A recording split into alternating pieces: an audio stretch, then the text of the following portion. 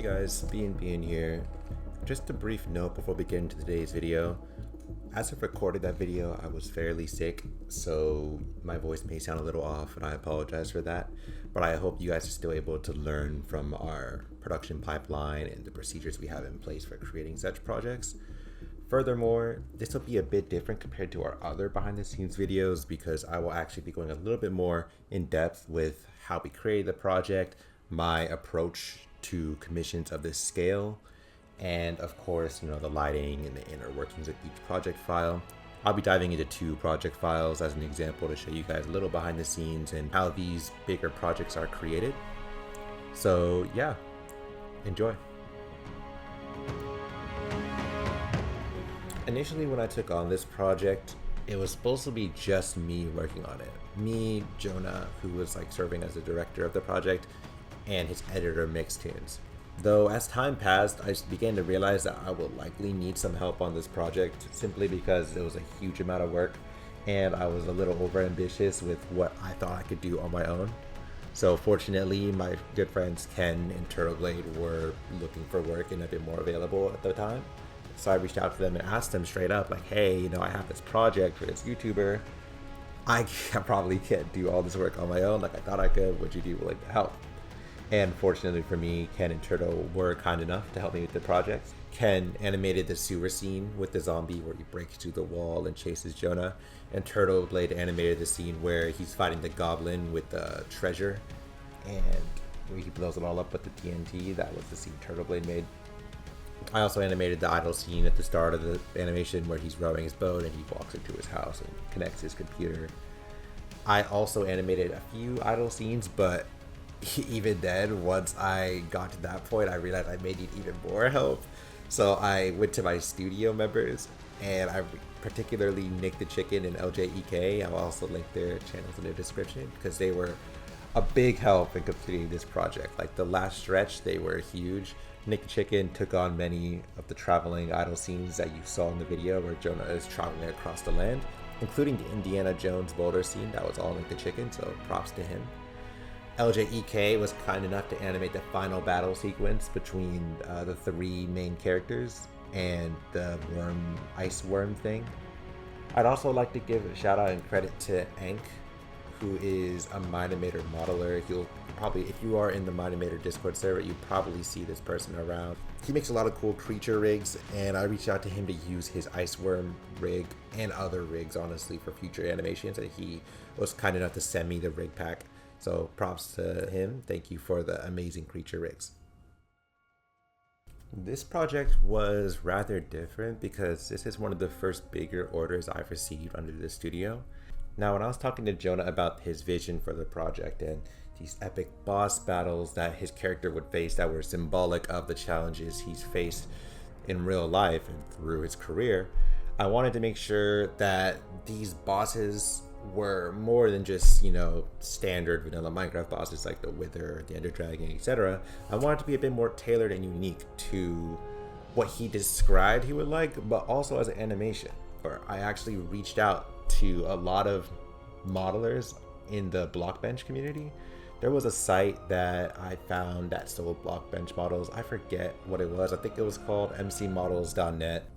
It's pretty much an online store for Blockbench modelers in particular to sell their assets to content creators, game developers, or animators like me. Now the thing is about Mine-Imator, the software we use, is that we're not that compatible with Blockbench.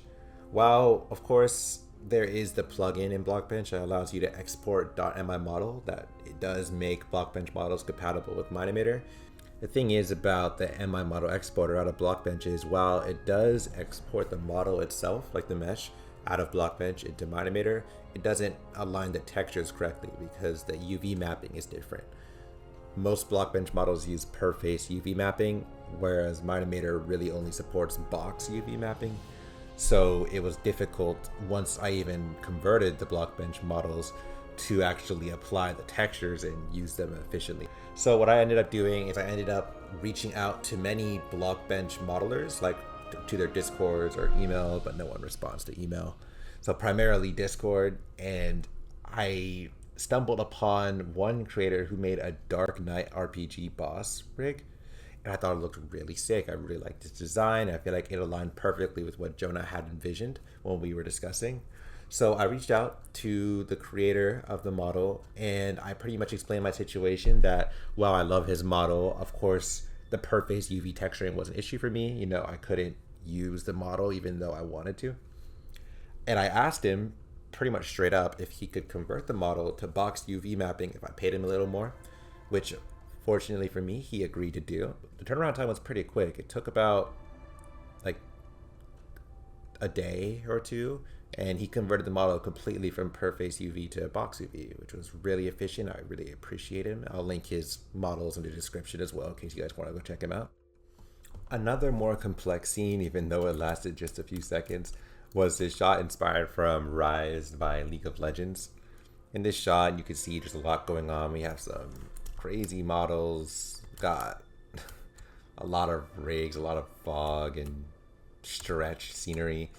You can see how much like went into this simple shot in regards to warping the space. I mean, you can literally see there's floating trees, there's fog textures, there's stretch scenery, there's scenery inverted, there's SC, his rig, it's like a Easter egg. See, there's SC right here and his form. This dragon rig I got, I forget where I got it from, but it's from like some resource pack. And there's Han as well. See, Han is right here. So there's a little bit of, there's a few Easter eggs, but I just wanted to showcase like all of this coming together to make this one shot.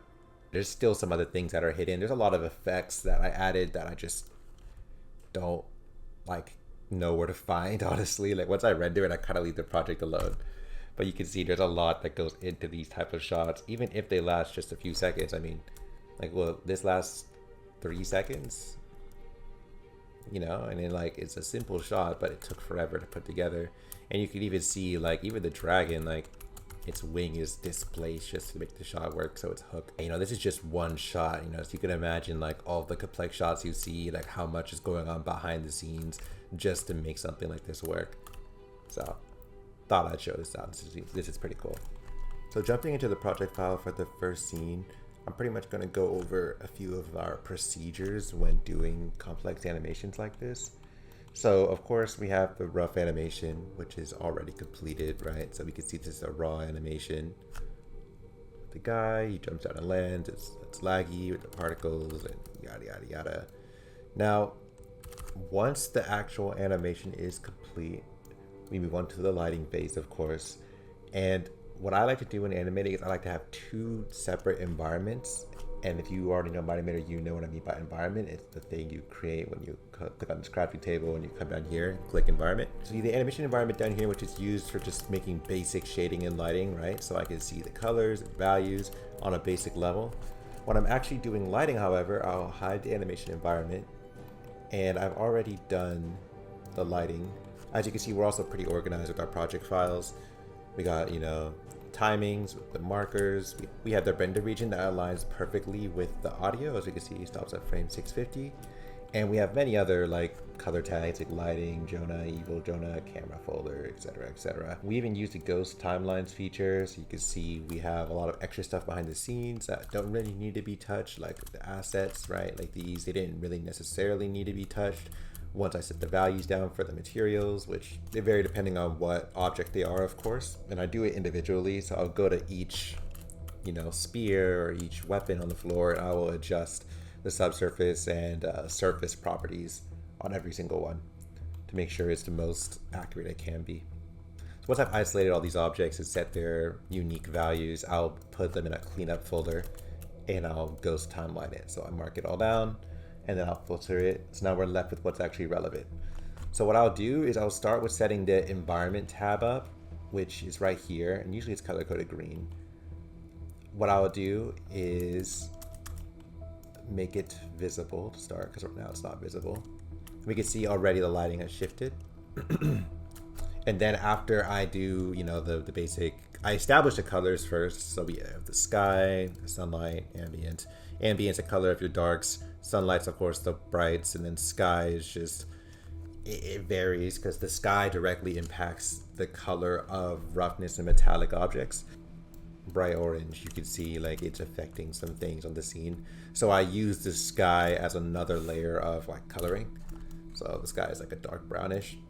So you see with this already we have general values, right? We have the fog and the sunlight set up and the values, etc., etc. Once I establish a sunlight angle for each shot, like you'll see at the top, or like pay attention up here.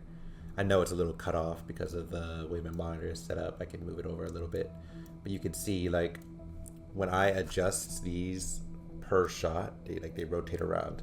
See, it moves, it moves, it moves. Almost every shot I adjust the sunlight rotation because there's pretty much always a better angle that matches a specific shot. So once I've established what light angles look cool, it's time to start the touch-ups, which is where the spotlights and the point lights and everything else comes in. We have, of course, more color range, right? If I hide it and unhide it again. We have more color range, more value range. You can see this is the before and after. Before, after. So, you know, I make some touch-ups every shot, honestly. I do it for pretty much every shot. So you can see here again, it's dark, turn on render with the lights, and there we go. You know, so it's pretty self-explanatory. The field as well, you can see that creates a difference. Even for these previous shots, right, like this. I don't know why it actually looks like that. It doesn't look like that in the old render, that's weird. But nonetheless, we keep going.